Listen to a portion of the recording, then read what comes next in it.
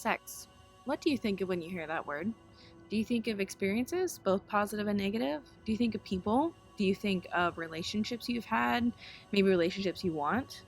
Probably quite a few things come to your mind, right? Well, for me, what comes to my mind is a fact stated by our own history reports.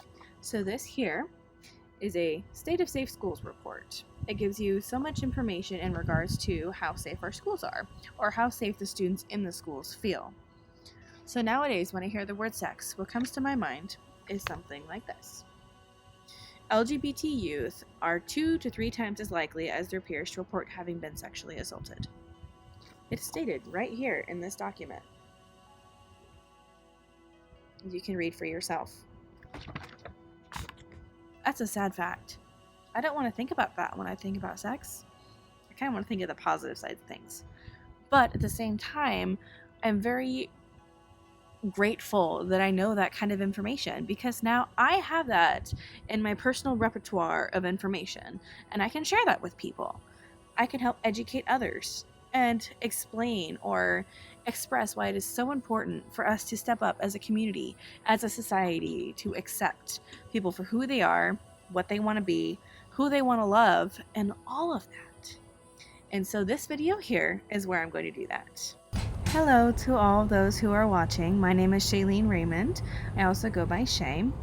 I am a student at the University of Oregon that will be graduating with a bachelor's degree in elementary education, from which I plan to further pursue a career in education where I get to teach in a 3rd, 4th, or 5th grade classroom.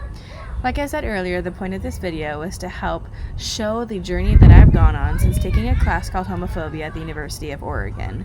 With this video, I will explain an activity that I decided to partake in that even you can partake in to help become an ally or supporter of the LGBTQ community. So, the activity that I decided to do was create t-shirts. I created t-shirts because I feel like it would be a fantastic way to express my support of the LGBTQ community and how they can see me as an ally. Most people may think that t-shirts are maybe childish to make, but for me, because I love to wear t-shirts and I prefer to be more comfortable than not, it seemed like the greatest idea, especially when I'm trying to become a teacher, because whether I like to admit it, my kids are probably going to be looking at what I'm wearing a lot. Alrighty, like I said, the project that I decided to partake in was creating t-shirts. It just so happens that I did this project with a friend who is also a part of the LGBTQ community.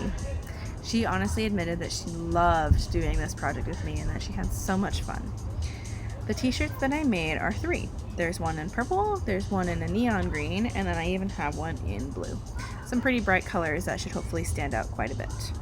So for this first t-shirt, I'm extremely proud of because I was able to put my academic knowledge to the test and try and create a great acronym that includes the LGBT letters from the LGBTQIA acronym. So this shirt is purple, and on it you'll see the letters L, G, B, and T. And also, as you can see, each letter has a word. We have L for love, G for generates, and then, oops, it's pinched, but B stands for beyond, and then T stands for tradition. And if you can't tell, there's like handprints that are kind of splattered all over the place in multiple colors.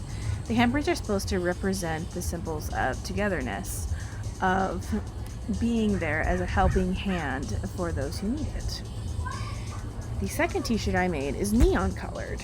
And it's a kind of difficult design just because it takes a little bit of understanding or time to read in order to understand what it says. So as you can see, it's a bright green t-shirt with the alphabet on it, A through Z, with a star on the bottom, and then of course the 2 hearts on the sides.